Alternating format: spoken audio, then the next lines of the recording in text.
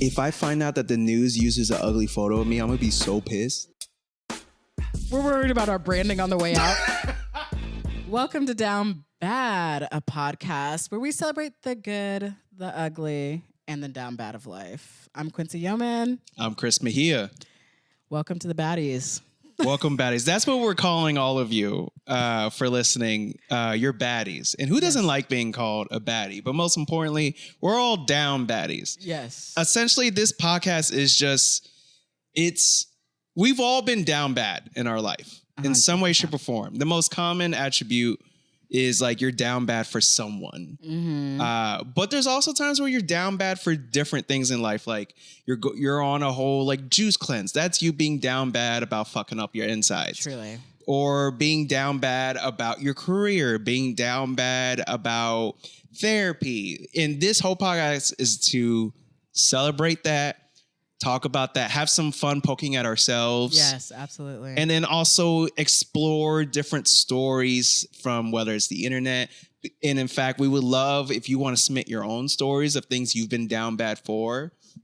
Just like having fun, hearing about how we've all had the similar experience of being very down bad for something.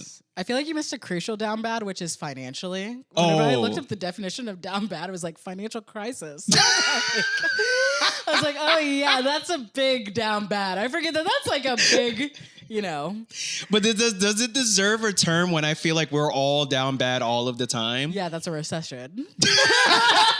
That's called the Great Depression number 2, 3. I don't even know what fucking one we're on. But yeah. They always keep saying like, oh, the economy is going to crash eventually. And it honestly, it feels like an album that they keep saying is going to drop and, you just never know when, but you know it's going to drop. It's the Rihanna releasing music. Honestly, right off the bat, that is what I'm down bad for. Rihanna, I'm happy for you that you get in this bag. I know the music industry has not treated you well. Truth. So I respect you doing what is going to serve you and fulfill you more. She's about to have a third baby. She's about to have a third baby. And you know what? Shout out to her and Rocky. I honestly didn't think they would last this long. I did. I knew it. Really? I felt like Rihanna, when she was going to end up with someone, it was like for real. And I also think because they were friends. Yeah. To me, that like, I was like, oh, they have like, but a connection. And I don't know. I feel like she went through so much. I mean, I don't even know. Like, like my girl Robin has gone through so much. My best billionaire friend. We FaceTime every Sunday. Yes, whenever. So sad I can't be in the delivery room this time. But I was like, oh, it just felt different. I don't know. And also because he was like so not an asshole and like really was like, this is my queen. Yeah. Which I feel like. Well, because Rocky gives off vibes that he's very secure about himself. He does. Yeah. I mean, very early on, I remember I liked A$AP Rocky when he was like, yeah, I have orgies. He's like, yeah, I'm just down to clown. I was like, that's so. You're just like so cool. I was like, that's cool. You know what I mean? So. I love it. Oh, what made me think this guy was secure was that he was having fuck parties. Well, literally, I feel like every other rapper would be like, no homo, but they're literally at the freak off. You know what I mean? Like, it's like, you obviously are a little homo. Yeah. And so I feel like he's just like, I don't know, he just seemed free-spirited. So right. That is an element of like, I think there's like the most, like in those porns where it's like two dudes fucking a girl. Yeah. And they're basically rubbing dicks. That's the most secure I feel like a heterosexual man can be. True. Gay for pay. Gay for pay is the you heard it here first. The most secure. Gay for pay is because it's like you're both like, us this happening doesn't mean anything about my sexuality. We're here for this woman. Well, yeah. And I also feel like, I don't know, men can be fluid. More men embracing the fluidity. I feel like Rocky was like, I guess he never said he was having like a mixed gendered orgies, but one can only assume. Right. You know what I mean? Like, I don't know. It's likely that it was if there was men involved, they were probably all in their own space. Maybe. But also at the same time, he's always been so fashion forward where I feel like he's not afraid to dress in a way that's not considered masculine. Yes, absolutely. And I mean, if you're going to an orgy where you sign an NDA, gay shit's going down. Period. And like, in my opinion, if you're there paperwork involved, anything can happen. You know what I mean? That's like you being like, okay. Yeah, I'm laughing because that's so true. Yeah, I'm like, if I sign an NDA, I'm like, okay, I obviously know. Yeah. I might be hunting humans at the end of this. Because if I was in an orgy, I'm telling everybody about it. You should have me sign an NDA. No matter. Yeah, the NDA is not to protect me. It's to protect all of y'all. I'm like, anytime I'm in any sexual situation, I'm like, let me sign this. I want Stephen A. Smith to break down my orgy like it's Sports Center. Truly. I would love his commentary on it. I love the idea of him like sitting there in the corner being like, I wish I could do an impression of Stephen A. He's so wild, though. They break off for halftime and it's just like, so in that first quarter, just Chris, he had a lot of heart, but he wasn't putting up a lot of numbers on the board. The thing I have to say, he's like got such a gruff, He wasn't making it finish, but he had a lot of assists, okay? Exactly. All right? Sometimes you don't have to be the one scoring the points if you help them get there. But we derailed. But the point was with Rihanna dropping new music, like that's been something that's been just, we are down bad for more Rihanna music. And I legitimately believe she would be on the next all-women flight to space before she drops an album. Really? Yeah. I think she's like, I'm good. I mean, I think when you hit billionaire status, it's like... Why? Yeah. I feel like she's hanging out, being bad gal Riri in the Caribbean. Because every video of her in public, she looks like she's having the most fun. Yeah. Well, she's like, check. I take care of my people. My life is good. I don't have to do... Right. Yeah. Like, why should I make another album where y'all are going to talk shit on it? That's another thing. I feel like she's at the moment, no matter what she releases, it's going to be the commentary. I mean, I think it could be well received, but it's like, I think what are you going to subject yourself to? So much criticism, Rarely when the hype has been for this long and the wait has been for this long, rarely does art live up to the wait. Yeah. And because of that, I feel like it does get to a point where it's like, and I don't even think this is like an ego thing. It's like, why, like that last album, what was it called? Anti was incredible, amazing. Literally.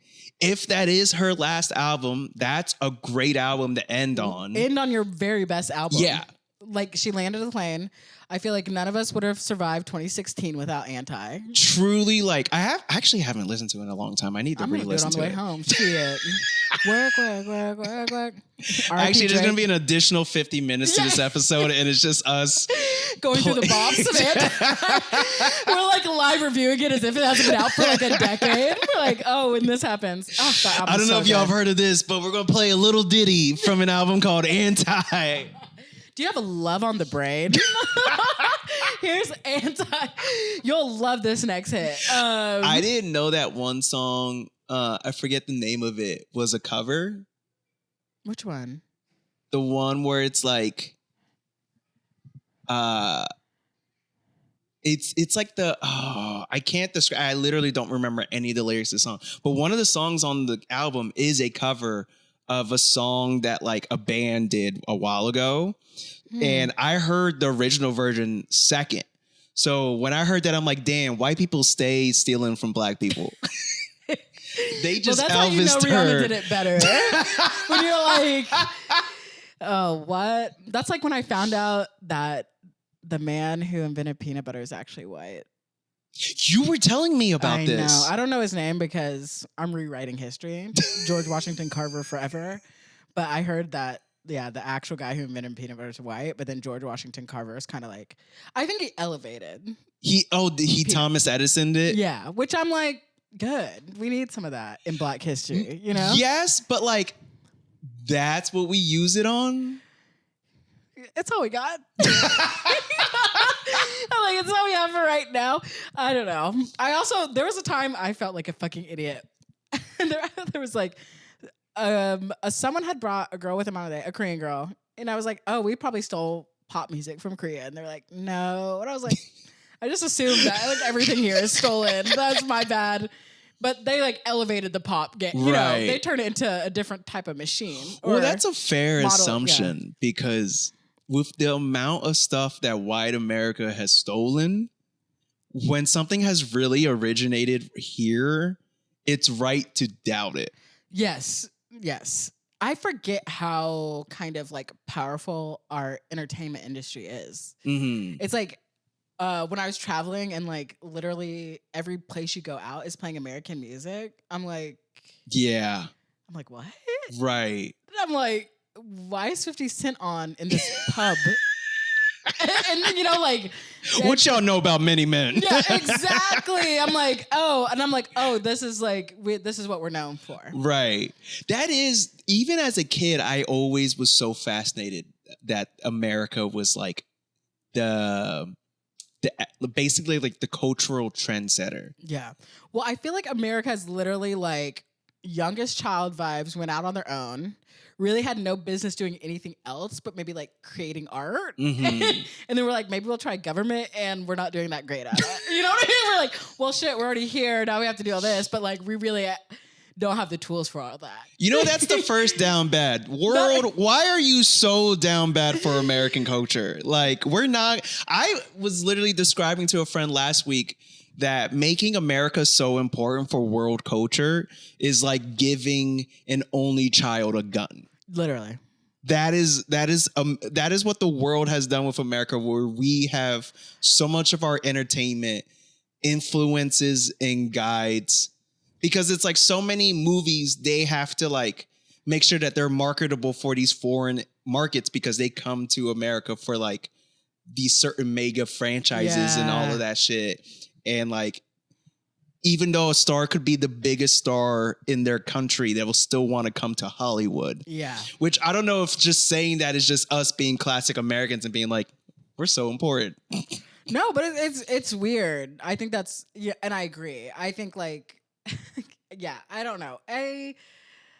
We shouldn't be doing a lot of things we're doing. And no. I feel like we also, another thing I noticed when I traveled is how many people keep up with American politics. Yeah. I was like, I'm trying not to keep up with American politics. You know what I mean? Like, I don't know why, but it's like, because it's so entertaining because we literally are reality TV show.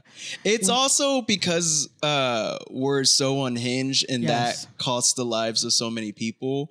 I feel like it's equivalent to like being nosy into your landlord's relationship.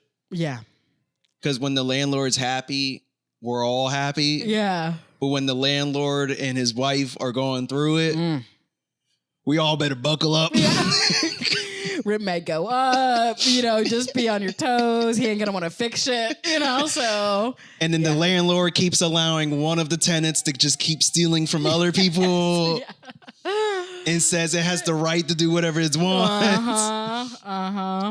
Yeah, that's a good down bad. We as a population. I did have a down bad. You had a down bad though. Should we get into these or do we want to? Yeah, so to explain to people every week, we're going to come in with our own personal stories of like things this past week or past month or whatever that just something in our past that we were personally down bad, whether it was for somebody in a dating sense, a friendship sense, or even it was just something in life in general. And then we'll end with like some sort of story or instance that we found online that we want to share that represents being down bad about something. So Alyssa, if you want to go first.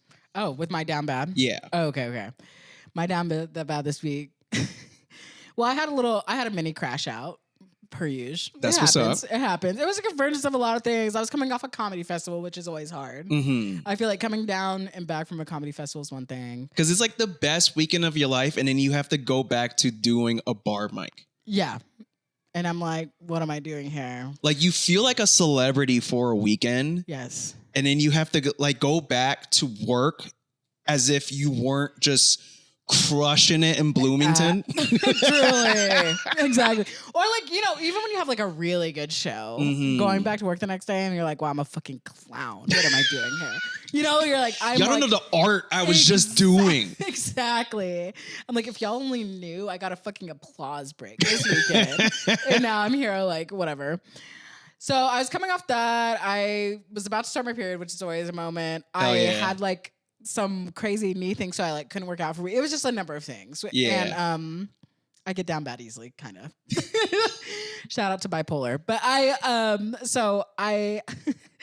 having this moment. I'm like, you know, today's sponsor, bipolar. Yeah, literally. I'm like, use code 10% off on WebMD. No, there are moments I hadn't felt this low in a while. I will say that. But when I feel like especially low, my like drive is to like I want to like disappear. I'm like I need to go like find somewhere to like truly not be bothered by anything else. Yeah. You know, like literally like the mountains behind me. So I was like, oh, maybe I was to the point because I was having some like especially sad thoughts around unaliving myself. I'm okay. But I was like, oh, let me find like a mental health. Yeah. Like, I was like, I need to go to rehab. Right. In natural progression.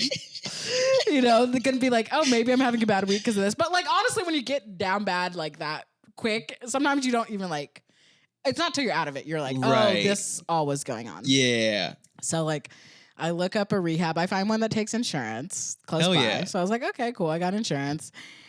Put my little info in. They call me back. And they're like, hey, your insurance will cover a portion of this. But just so you know, your portion to cover would be $116,000. Is that okay with you?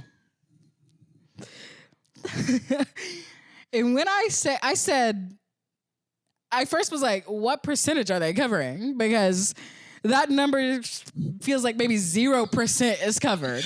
What's y'all's definition of covering? Truly. I think we must have different definitions because covering. And is that okay with you? If I had $116,000, bro, I would not have fucking put my email into the first website I saw that I was like, oh, they take insurance. Maybe I'll go here. I have walked into clothing stores and was like, I've never been in this store. This looks lovely. And then I'm like, I love these clothes. And then I will look at the price tag of one item. And if it's too expensive, I leave the store. Yeah. You think I will want to file paperwork if I couldn't afford this? Literally. Because they love to say your insurance got it. And that makes you think, I don't even got to worry about anything. Right. And they said a percent, like to bury the lead like that. Right. The percentage, blah, blah, blah. Also, I just want to say... This wasn't even like that great of a rehab. Okay? Like, I not to front, but it just looked like a nice house in the South that had a pool. And they had like comfy couches. Looked like some grass. Was this the spirit of rehabs? Probably. I mean, I was like, they're spending money on fucking getting their shit sponsored on Google. It's not like I was like, take me to the fucking Malibu hills. To see, I know where I'm at in life, and I know what my insurance. I was like, okay, my insurance will cover this. Like here's the fees for the rehab. Here's the fees for the medicine we'll give you. Here's the fees for needing to use insurance. Yeah, truly. And then I repeat the number back. I said, so I'd be responsible for $116,000 because I have to say that to like see the commas. Yeah. And they said, yeah, is that okay? In the most upbeat voice. And I'm like, I have a gun to my head, right? It's pretty cool. I can actually buy 30 guns for the price of a weekend of your rehab. I wouldn't be coming if I had $116,000. I would have been in Italy. I would have been gone. Like for that much money, I'd rather just cripple my life with heroin. Because at least I get to stay home. A home that will likely not be mine for much longer. Yeah. But it's like, if I even had that much money in my savings account, I don't think I would experience depression. No. If I was literally that balling out, and trust me, y'all will know when I am because you'll never see me again. But I'm like, I was like, if I had $116,000. To just be able to drop at a moment's notice. where I'm not fretting about $116K. Right. If you have $116, I honestly just assume you don't have insurance because you're like, what is money? I'm going to look like fucking Beyonce in the Renaissance movie. Several doctors over at my house massaging me on the hour every hour, like relax, an IV, like, I don't know, whatever. So, but then my mistake was, I mean, that immediately was so funny. I was already in a better place by the time they called, but I was like, this is so fucking funny. To like, that first to be off, so cavalier. That's so funny that like you heard the price and you'll be like, nah, I'll just do the work. Literally. I was like, you know what? That's when they said the price, I was like, you know what? I am coming off a comedy festival. And my knee hurt and I wasn't able to do that. I was like, oh, I wasn't working my program. That was my bad. Like, I immediately was like, healed. That's like going to a clinic and they're just like, yeah, if you wanna prevent yourself from having cancer, you gotta pay $50,000. And it's just like, actually, you know what? I feel good. I'm like, let me try some apple cider vinegar. the way we will rethink our entire, like the way we will, because first off, I am very happy that you were like, you know what? I need assistance. I need to go to a place. Because that's a big first step to have to overcome. Thanks. Of having to admit that you need help. Mm-hmm.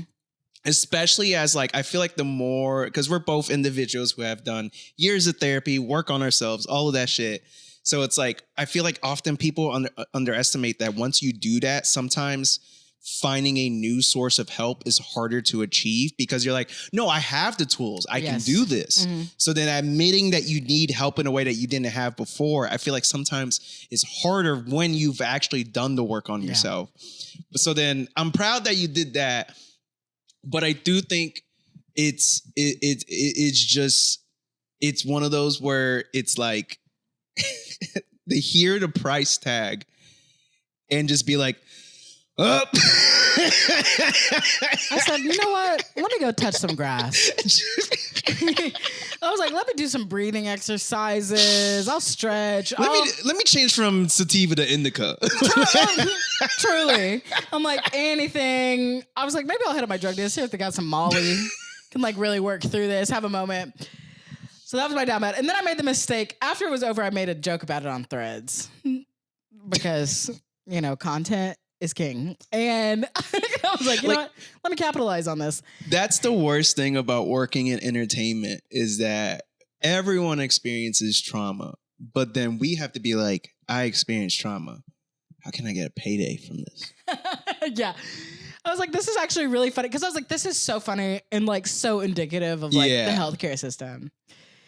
It is. It's a perfect... It's the epitome of like, it's literally like it's a mental version of you need an ambulance, but you drive yourself to the hospital. This is like what our boy Luigi was fighting for. Okay. Shouts to him. Shout out to Luigi. Free Luigi. Yeah. Free Luigi. But so then I posted about it and then a lot of strangers decided to diagnose me online, which I thought was so fun. So many people I had one person who like went off and told me, I was like, this is so like attention seeking. And the fact that you said, I'm like, one, it's a joke. I didn't actually tell the person on the line, like actually a funeral will be cheaper. Cause that was like the punchline in the thread. Right. I obviously on the phone was like, okay, thank you. Don't worry about it. Right. You know, I'm not, and that's people have no nuance, but yeah, that whole thing had me down bad. And then the thread had me like, then I was like, why did I thought it was funny still. I was like, people didn't get it was a joke. And then I had friends, you know, after the thread came out being like, hey, how's your mental health? I'm like, bro, like if I'm like, we're friends. You'll know if I'm like, yeah. And I'm like, also at this point, people who know me, I have a few mood swings. I'm a moody person and that's okay. But I'm like very emotionally expressive and then I like kind of move on from it. Yeah. So I think it was just so funny. People just being like trying to like check in. I'm like, dude, I promise you that like if like I'm not posting about it.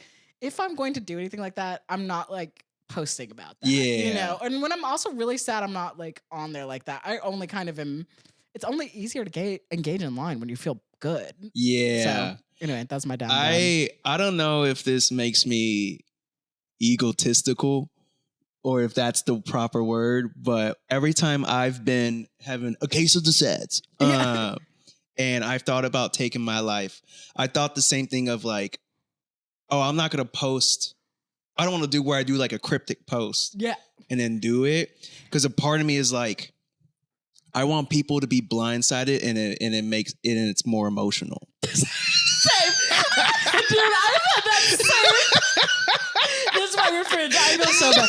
But I literally am like, I want people to be like, I didn't know this was coming. You know what I mean? Like, I want your world like at that. Because I see y'all when I post and I'm depressed. I see y'all looking at my stories and not liking it. So it's just like, I need this to come out of nowhere. And then everyone's like, I wanted to fuck up your Saturday. Truly.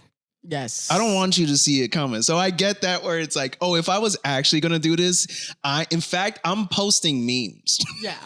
I also want it to be like a bunch of people who like, even I tangentially knew showing up trying to do a memorial for me. Like, come speak about me. Come speak about me. We only hung out once.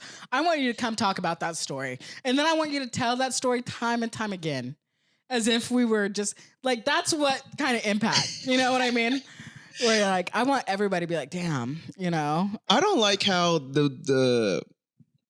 your final like display to the world before you die, you have no say in how it's ran. We're worried about our branding on the way out.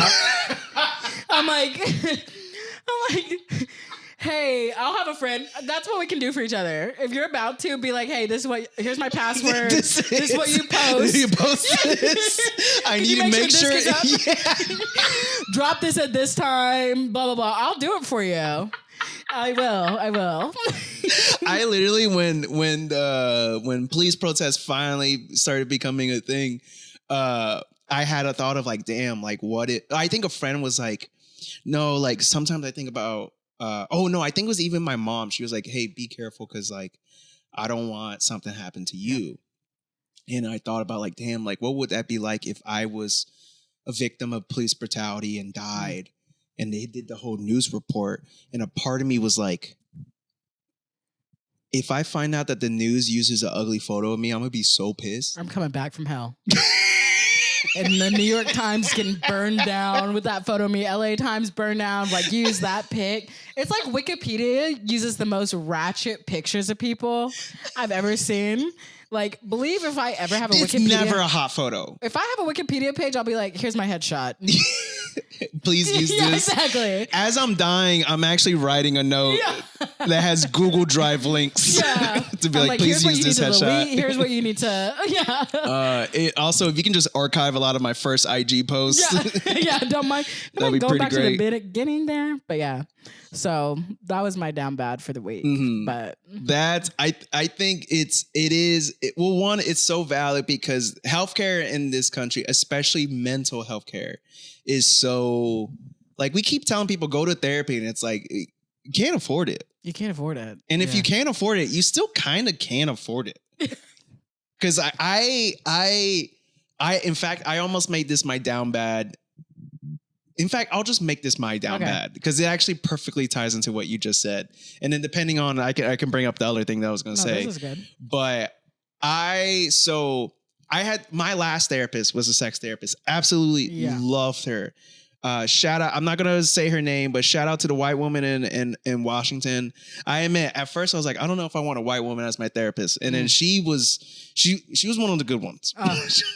She was one of the good ones. There were so many times where I was like, oh, well, you know, like I know like not all white people are. She's like, Chris, you can say white people suck. Like, that's fine. And I'm like, like, what's your number? You are invited to a cookout that I don't know when it's happening. Yeah, exactly. I don't know when and where. Yeah, truly. But when I find out, you were there. That's so nice. I only saw her for 3 years, and I had more personal growth in like a year or two than I had like with my first therapist the whole time. My first therapist was great, fantastic. Yeah. But like there was just something about her where it really unlocked a lot of stuff. And moving from Washington to California, I was really sad because I was like, I felt like the progress we were making, I wasn't done. Yeah. So there was still so much more I wanted to unpack. And then also, it's like, damn, now I have to restart. And like restarting with a new therapist is always it's like rebooting a superhero in the movies where it's just like, I already know Uncle Ben dies. Like, I don't need to see it again. Yeah. Can we just like jump right into the thing? It's and hard, like, it's hard to like reestablish with a therapist of like, here's all my trauma. And it's like, you want to do this thing where it's like, I need them to know I'm fucked up, but like not too fucked up. Yeah, totally. Like, I need them to know I'm a sad boy, but I'm also a man. I've grown. And so since I got a new job, I got new health insurance with Kaiser, shout out. And this is not sponsored. And Kaiser ain't sponsoring shit, bro. Actually, they will pay us to never mention them ever again. They're like, actually, we're suing you. Yeah, actually, you will be hearing from our lawyer team. But unfortunately, based off of my plan, a lot of therapists in the city, they accept other insurances, but not Kaiser.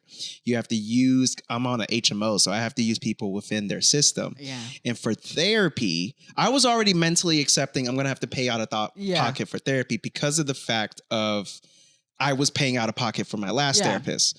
And I remember I was like, well, I just need a psychiatrist through Kaiser. Yeah. But they have this weird thing where in order to see a psychologist or a psychiatrist, they have to be referred by a therapist within their system.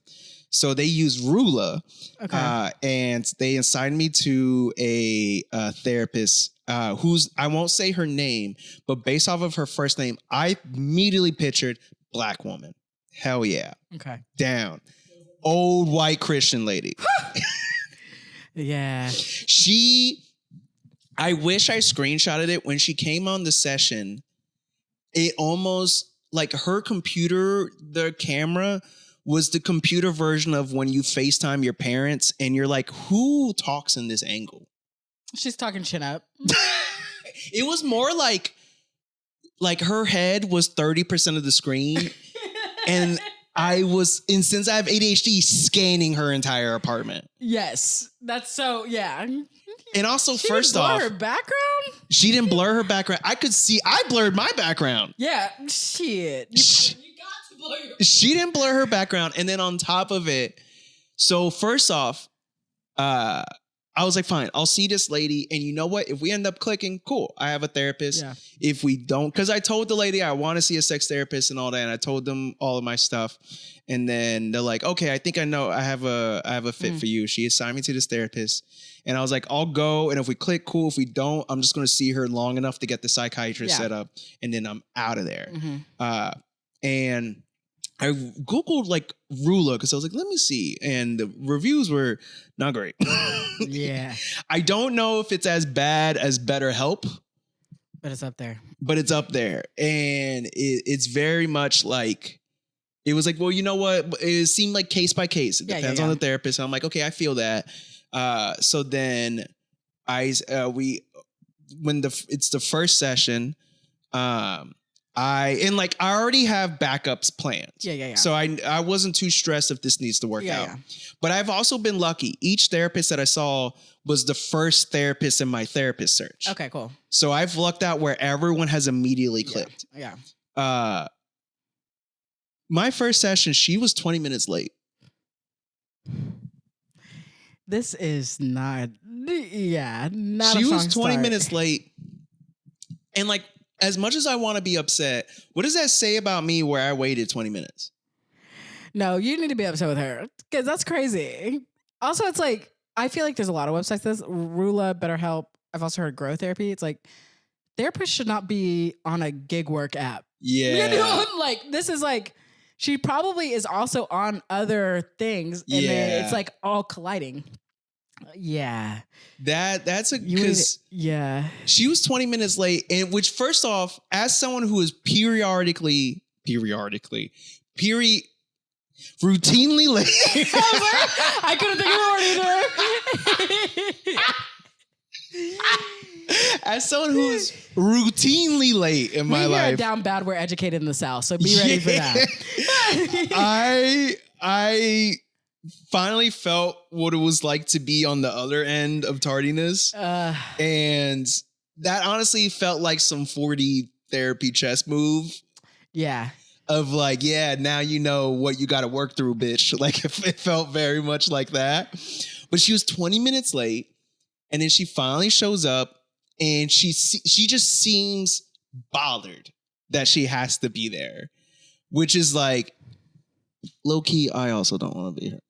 Yeah, you're like, I'm just trying to get my meds, bro. Like, So I'm just trying to get my meds. And therapy is hard to do. Psychiatry is hard to do when you used to be depressed and you know you need to set this up because you know being depressed again is inevitable, but you're so happy right now. Yeah. That is just like, yeah, I wanted to kill myself. I'm great now. Like, don't let the smile fool you. But if I do not have this, I will. I will do. Yeah, exactly. I will be right back there. You're like, give me my fucking Lexapro. Like, I need that. Yeah. I need my 80. And it's funny because she kept as I was describing stuff and like talking about things and processing things, she was like, you already seem very capable of being able to process and it's like, all this stuff. And I ain't gonna lie. When she said that, I was like, oh my God. Oh my Odette. I don't know why I'm calling her Odette. That's my name for her. Odette. Like this one? Her name wasn't Deborah, but she looked like a Deborah. Okay. But I remember I was like, okay, that's very sweet. But, I am only able to do that because of being here. Because I've been working on it for a long fucking time. Right. Yeah. And I need to continue doing it. And then I'll never forget because like she asked about like, oh, how's your relationship with your family? So I talk about my mom, I talk about my dad. And with my dad, I'm mentioning how like we're not close, but that's because of a boundary I've set. Yeah. And she's like, well, how come? Why? And I was like, oh, well, because like my dad is like really strict religious. So because of that, we've just never really connected. And as soon as I see that behind her, she has this big placard that says something, something, something. And then in big letters, faith. And I was like, I immediately started backpedaling. She has like a crucifix behind her. She has a literal living crucifixion right behind her.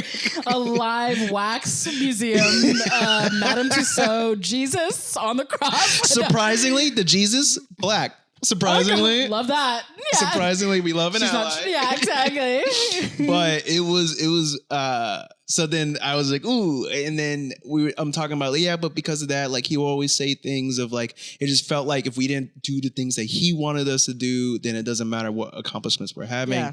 And this is that. And she's like, well, next time if your dad makes a comment that you don't like, just say, hey, I don't like that in the moment. Like, you don't have to have your feelings hurt. But and when she said it like that, because she literally said it like that. But so she put this little sauce, like you don't have to have your feelings. Because she was talking about like you can just make a comment. She was like, because I have a lot of clients who they've done similar things of setting boundaries with their parents, and it's because of comments and stuff that they make. And I try to explain to them like you don't have to cut off your because I mentioned I was like, as much as I've set this boundary with my dad, I also at the same time like he is getting older, so I do have thoughts of like I don't want to have him away from my life and then he passes away and I live with regret. So part of me is like, it's this battle of like, I have the right to set these boundaries and demand that he treats me a certain way. But at the same time, I also don't know if the boundaries that's currently serving me properly is just not communicating with him. And then she goes into, I've had clients who they don't talk to their parents at all. And it's over like comments and stuff. And I try to explain to them, you can just say, I don't like those comments. And like, just because they say a comment, you don't have to get your feelings hurt. And she said it like that. And as soon as she said it, I'm like, this will be the last day that I will see this therapist. Because it just felt such boomer vibes. That's like conservative. Yeah. Like whatever. Which I hate that this is all like becoming synonymous because it's really not. It's just about people like, it's bad energy. Yeah. And also it's just like, if you're a therapist, like feelings get hurt. You're here to validate people's feelings. Right. Like that is what being a therapist is. Right. As far as I know. I mean, I don't think it's always validating people's feelings. Sometimes it's tough love, but that is the voice with it. The voice took me out so much. That's Facebook. You know what I mean? Like that voice is Facebook or some shit. Like it was Facebook where the profile pic is her dog. Yeah. It was very much that. And then we keep talking. But then you know what? This is how I know, as much as I've been in therapy for years, I still have so much work to do, because in the end she kept like being like, yo, but you process things really well, and like you should be proud of like how emotionally intelligent and mature you are. And as soon as he said that, I was like, I mean, she's not that bad. Look, flattery will get you everywhere. You know, so. It just reminded me of how times in my life people have been like, what's your type? And I'm like, they like me. I've been there too. I've definitely been there too. But to wrap this up, I will say, the thing that this made me down bad for was my last therapist. It just made me miss how, well, from the first session, how validated I felt, how seen I felt, how welcoming she made me feel. And I felt immediately so secure and safe with my last therapist. And it just made me really appreciate that, but then also miss that and like make me wish that I could convince her to violate her morals and practice in California, even though she doesn't have a license. But she won't, because she's an ethical therapist. But like sometimes it pisses you off when people are ethical, because it's just like, hey, can you break the rules for me? Yeah. Like a little bit. My psychiatrist got licensed in California, and then our office hit me up and was like, hey, by the way, you know, your psychiatrist is now licensed here. I was like, okay, great. So I was glad I could pick that back up, because I was trying to find someone to get my meds here. And I used growth therapy. The second time she got on the call, she didn't remember my name. And I'm like, I'm pretty sure it also just like says my name when you get on. And just like, I was like, and then there was just turning into a whole like rigmarole. I'm like, I'm not trying to get these meds to do anything nefarious. I literally like this. So, but then my dog got licensed here. But me and my psychiatrist have a different relationship than me and my like long-term therapist. But that's... Psychiatrist is different. I don't need to be tight with my psychiatrist. I just need them to be smart. Your psychiatrist doesn't want to be tight with you either. No. I don't think people realize your psychiatrist, your talk therapist is there to be tight with you. Your psychiatrist is like, okay, boom, boom, boom. Let's get you going, you know? Truly. It's like med management. It's a different thing. So you know it's true. First and foremost, I'm gonna let you know now, as your psychiatrist, I don't want to be here. Yeah, they're like, I went to school for 100 years. What drugs do you need? Let me just click, clack, tippity tap. You're good to go. So the best part is, I had my second session yesterday. I got stood up by this Christian woman. Yeah, she never. 20 minutes in, I was like, well, you know, she was 20 minutes late you last time. You need to file like a complaint. And then 40 minutes in was like, okay, she's not coming. Because at this point, even if she does, what are we going to do? Well, actually, that's a lie. 20 minutes in, I was like, okay, she was late. 30 minutes in, I was like, I'm going to go take a shit real quick. Yeah. So I left the camera on and I just took a shit. And I was so worried that like, as I was going to do that, she was going to come on, but she didn't, thank God. And then 40 minutes in, I was like, okay, this is ridiculous. And the reason why I hopped off, honestly, it wasn't like I was mad. I was more like, my ADHD was like, we need to listen to music or podcasts or something. And we can't do that while we're waiting for this Zoom to start. So I left so I can just resume listening to a podcast more than anything. I would file a complaint against her at that point. I'm going to give her... I need that psychiatrist referral, though. But you can find a different therapist. That's true. I can just hit them up. You need to find a different therapist. Because that is like, to me, I wouldn't... The first session, the voice, and then to not even show up for the next. Yeah. That's not someone you want. Yeah. Yeah. I don't want to risk work. You can find someone else. She's trained, so I don't want her to risk like her messing up what's up here. Yeah. Which I feel like the fact that I heard the voice and recognize I don't like that, like I feel pretty confident where it's like, okay, like if a therapist says something I don't like, whatever. But it was just still like, all of that to say, to my last therapist, I miss you, girl. We out here. Do you think of me? Yeah, exactly. Are you high right now? Do you ever get nervous? God, I hate that Drake has become who he is, because those old stuff still... We'll have to do a down back Drake episode a different time, but I feel the same. I'm like, why does this Nig have so many quotables. I will literally be there and someone will say something and I'll be like, it's like him and Lil Wayne. I'll be like, and I'm rapping a line now. Yeah. Because it triggers that. But that's what you're here about. Okay, let's close out on this. I mean, we already kind of went longer than we planned, but what are you not going to be down bad about this week? What do you refuse to be down bad about this week? I am going to say I am going to refuse to be down bad about this week. I'm going to refuse to be down bad about feeling like I'm going to refuse to be down bad about how I am restarting in LA. I am going to do my best to remind myself that it is a process. And when you're restarting, whether you're creative, restarting in a new scene, or you're just a human being moving to a new city, there's going to be a period of time where it's going to quote unquote suck because you don't have what you used to. But there's so much beauty in getting to reinvent yourself and to understand that this is an opportunity to fall back in love with the process. Yeah. Rather than only loving the results. I love it. So I think this week I'm going to do that of just like, yeah, you know what? I went from where in Seattle I had shows every week and I had a packed calendar to now when people ask me, when do you have a show? And I'm like, great question. You booking? Do you have anything? Oh my gosh. But I think I'm going to do better at just appreciating where it's like, you know what? One, not being booked means I have time to be a human again. And then two, I just have to fall back in love with the process of breaking in and all of that. What are you not going to be down bad about this week? Okay. This week, I refuse to be down bad about posting online. I love that. Because I've been doing this thing. I always kind of do. Sometimes I'll like put something up and then I'm like, I regret that. Like a story. Well, one, I don't think stories should all be 24 hours. I stand on that. They need to be shortened. I'm like, you need to have an option. Because sometimes it's like, I want something up for 2 hours. I want something up for 8. Right. And deleting them feels dirty. I delete all the time. Oh, I wish I do. Because I'm like, fuck y'all. I'm like, who cares? The first 10 people who see it are my only true friends. Right. And they or I'm like, I don't know. It's like such an echo chamber being online. So I'm also like, I'm posting, guessing, I guess, a little bit.